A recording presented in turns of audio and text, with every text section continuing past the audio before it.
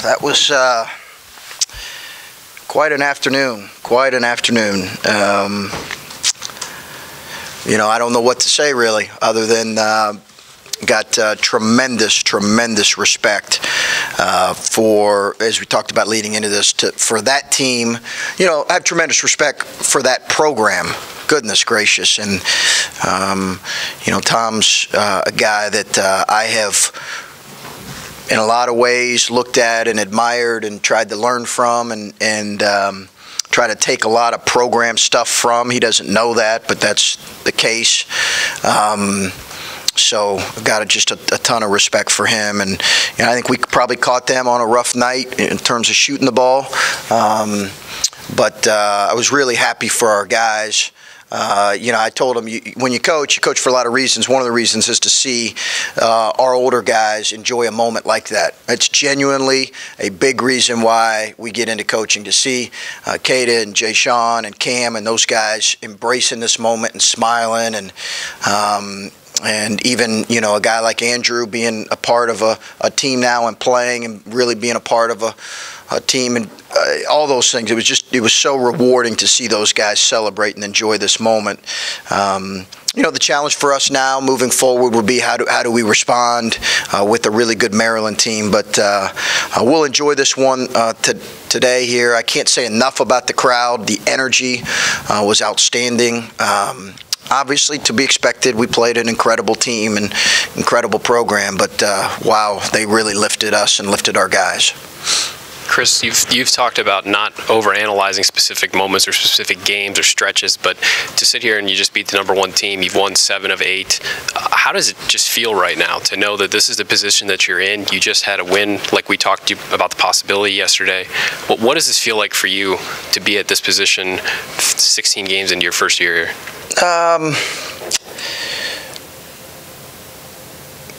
It's a little surreal, I think, at times, for sure. I think you go into the year not sure what to expect. Very rarely do you have a chance to even play a #1 team in the country on your home floor. And again, as I said, that's a credit to Michigan State. So to have that opportunity, it doesn't come up a whole lot. And this is a moment that our fans and our players will remember for a long time. I think they will, and they'll take parts and pieces of it. So,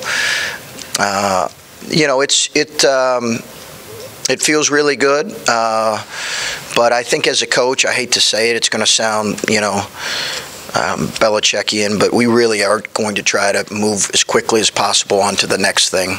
And the run that you closed the first half with, I think it was like 8 or 10-0 in the last 45 seconds. How much did that change the complexion of the game, and how hard was it to then hold on to that once you go in the second half? That really was a critical stretch. It was, all things kind of went in our favor at that point with a foul on I think we had at one point, we had a couple threes there, a couple transition looks, the half-court shot, the technical free throws, all that kind of played into it, and it broke open what was a really close game. And then I think coming out, we kind of traded baskets to open the second half.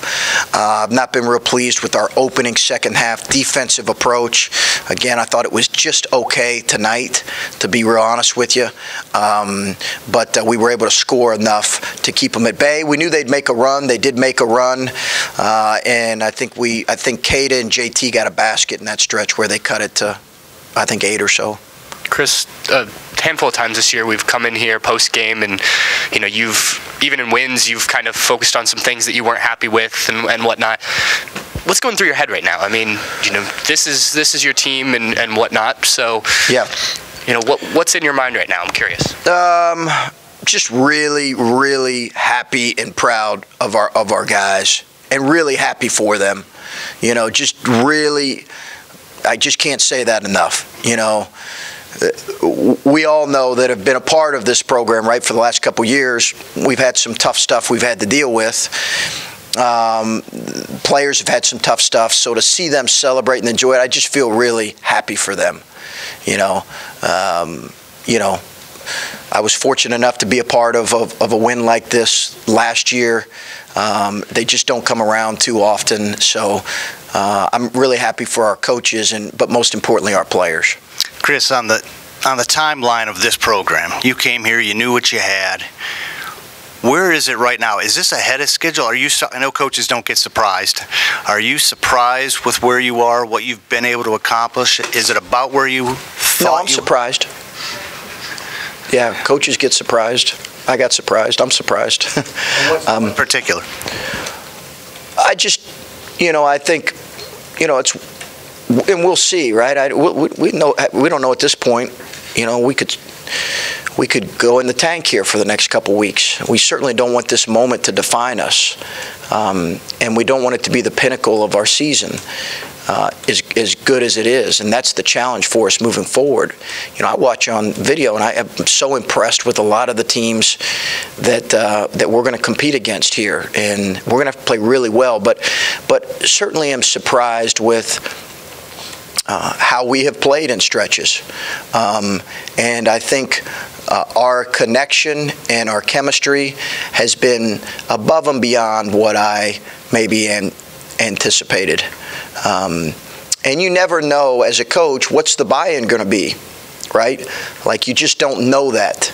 And our players deserve a ton of credit because we got here as a coaching staff in June, and we haven't necessarily, we're not tyrants, but we haven't coached them with kid gloves either, and they've accepted and embraced that. Coach Jay Sean said, in years past, there's been times where this team has gotten up by 20 on good teams and they've folded. And he said the mantra throughout this game was don't fold. How important obviously with their stats, they're important, but how important have Jay Sean and Kata been in games with just the way they've handled themselves and their energy, I guess? They're the reason. I think they're the reason. You look at the teams that Texas Southern cut it to 2, Miami cut it to a basket. They're the reason that we've been able to pull those games out and finish those games. And, as a coach, you're trying to prepare your guys as well as you can prepare them. But at the end of the day, when the game gets tight and it's close, players win games.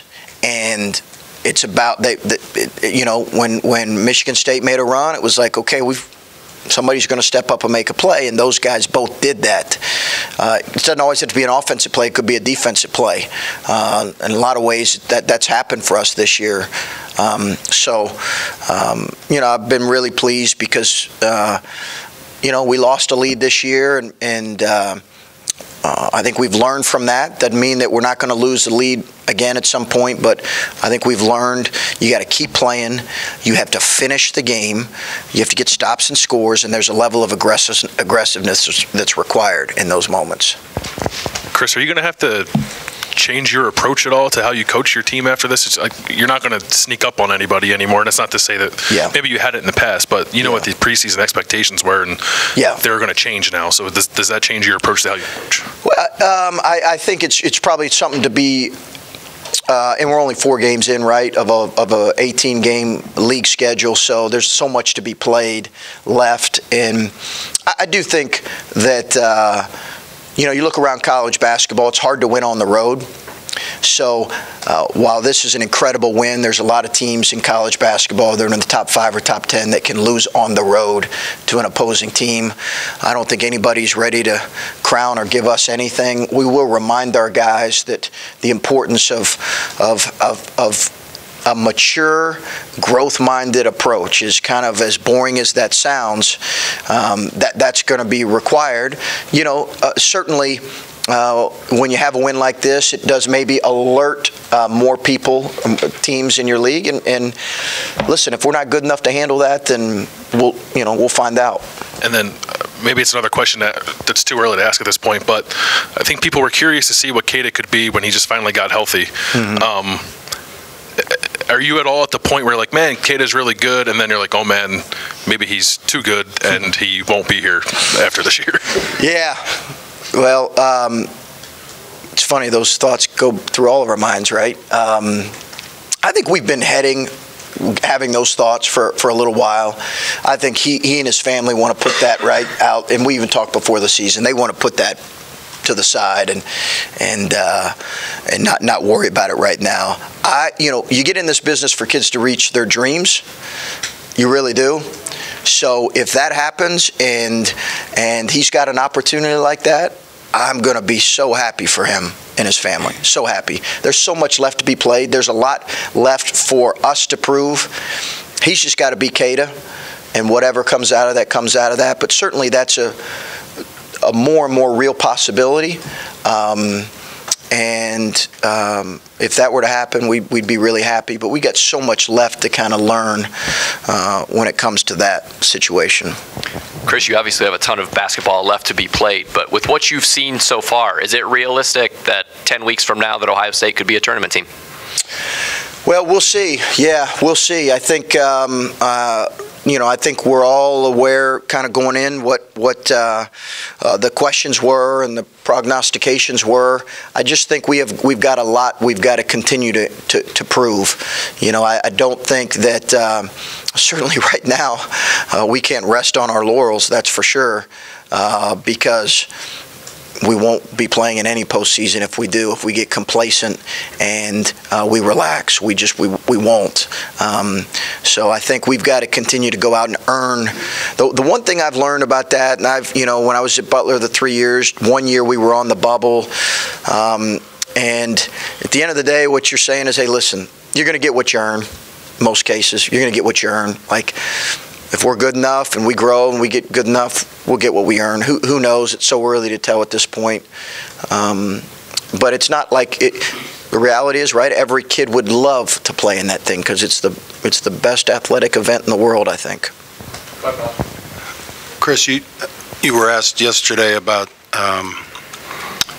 you said you would watch that game. You think you would watch that game in 2005, and yeah. And it's your first year. It was Thad's first year. I just wondered, do you text back and forth with him at all, or maybe you'll get a text from him today saying, yeah, and something?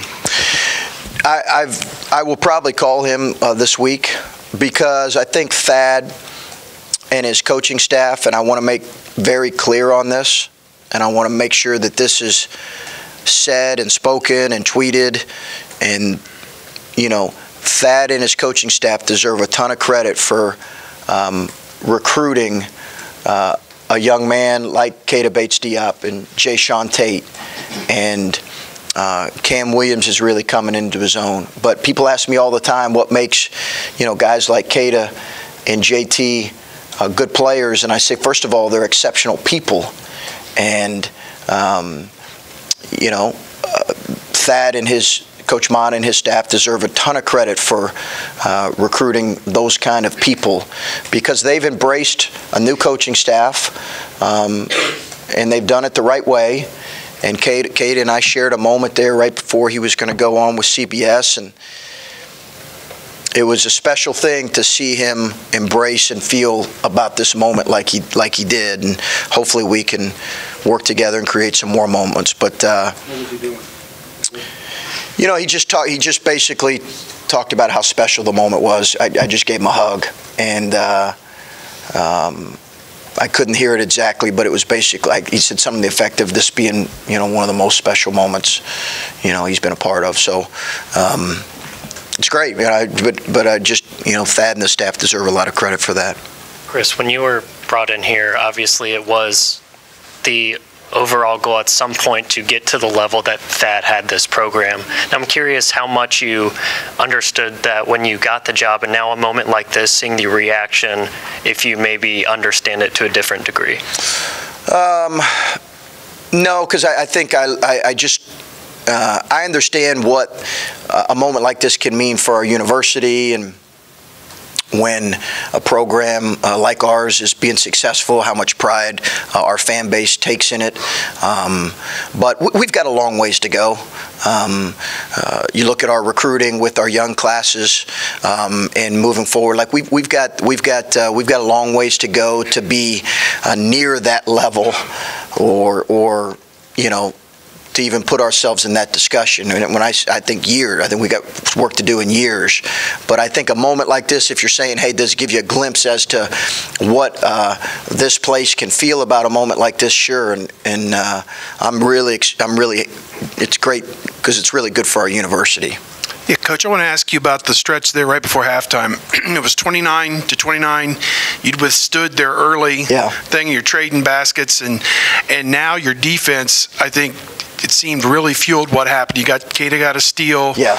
And then your connectivity. Yeah. Dockich. Yeah. To Keita, Dockich to Tate, and then Tate to Cam for the three-pointer as well. Just that whole stretch, it just seemed like that was maybe the best example of team basketball, offensively and defensively, that you could have possibly hoped for. Yeah, you're exactly right. We couldn't have asked for, as a coaching staff, really for a better stretch of play than that one. We just stem out of your defense in that stretch there. Yeah. Our ability we did some post trapping, which allowed us to get a couple steals. Keita's activity with that. When Andrew goes in the game, the ball moves. Now he scares me at times. More than a couple times, but the ball moves with him. He's such a willing passer. He needs to be ready to shoot as well. But I think, one of the reasons a guy like Andrew has been important for this team is he is a connector out there in a lot of ways. I mean, you hear him all the time, right? You see him chirping. He really does connect people, and I think that maturity has really helped our group. But yeah, that was a fantastic stretch for us, and I couldn't have asked for a better stretch. Coach, JT was up there talking about belief this week, having belief that they could do this, and you knew there was going to be a run, but it seemed like they turned that belief into a fearlessness at the end there. And is that an apt description? Is that how you saw it? And how does that make you feel for what you've done with this program with the players to sort of see that in them? I hope so. I hope we played fearless. I really believe as a coach, if you prepare well and your approach is good, we really do want our guys to play fearless on game day, particularly with, when you're playing a team of this caliber. But really when you're playing anybody, we talk about always embracing the moment, whether we're playing Texas Southern and they cut it to 2 or Michigan State, embrace it and play with an aggressiveness and a fearlessness. Chris, last weekend 4 of the top 10 teams in the country lost. This weekend 4 of the top 5 just lost.